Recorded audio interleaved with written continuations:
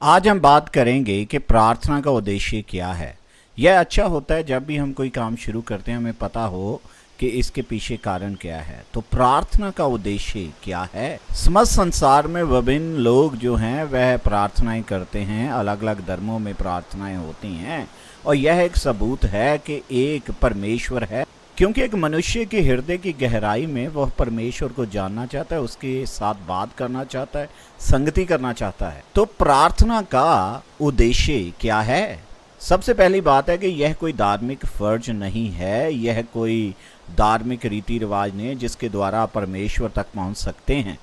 प्रार्थना का उद्देश्य यह है कि आप परमेश्वर के साथ संगति करें, वो परमेश्वर जिसने आपको बनाया है। और इसीलिए प्रभु यीशु मसीह ने क्रूस के ऊपर कुर्बानी दी, क्योंकि आप देखें परमेश्वर पवित्र है और पवित्रता किसी भी अशुद्ध वस्तु के साथ संबंध नहीं रख सकती। इसीलिए मसीह मर गया, इसीलिए प्रभु यीशु ने हमारे पापों को उठा लिया ताकि आप और मैं परमेश्वर के साथ संगति कर सकें। और इसीलिए जब हम प्रभु यीशु पर विश्वास करते हैं, उसके पीछे चलते हैं, तो वह हमारे पाप क्षमा कर देता है। वह महिमा का राजा हमारे लिए मर गया कि हमारे पापों से, हमारे अधर्म से हमें शुद्ध कर दे। अब जब आप परमेश्वर के पास आते हैं, आप किसी धार्मिक मजबूरी अर्थात किसी कर्तव्य के कारण नहीं आते, परंतु प्रेम के कारण आते हैं। और यही प्रार्थना का उद्देश्य, आप उसके साथ समय व्यतीत करना चाहते हैं, आप उसके साथ संगति करना चाहते हैं, क्योंकि आप उससे प्रेम करते हैं। और आप क्या करते हैं जब आप उसकी उपस्थिति में आते हैं, आप उससे बताते हैं कि आप उससे कितना प्रेम करते हैं। जब यीशु ने अपने शिष्यों को प्रार्थना करना सिखाया, उसने हमें अपना ध्यान परमेश्वर पर लगाने के लिए कहा, जिसने हमें बनाया है। हम उसके पास आकर उससे बात करते हैं और उसके अनुग्रह में बढ़ते हैं।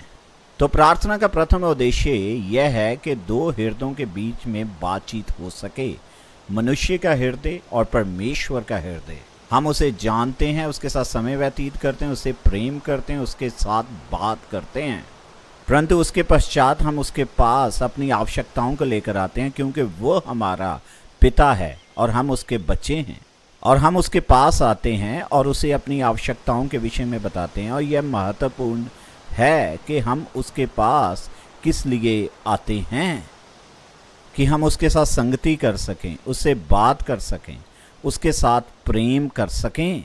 और हम उसके पास अपनी आवश्यकताओं को लेकर आते हैं, क्योंकि वह हमारा पिता है और हमारा पिता हमारे साथ समय व्यतीत करना चाहता है, वह हमसे प्रेम करता है। और इसीलिए उसने प्रभु यीशु को इस संसार में भेजा है, और ताकि आप उस उद्देश्य की पूर्ति कर सकें, उसके साथ समय व्यतीत करें।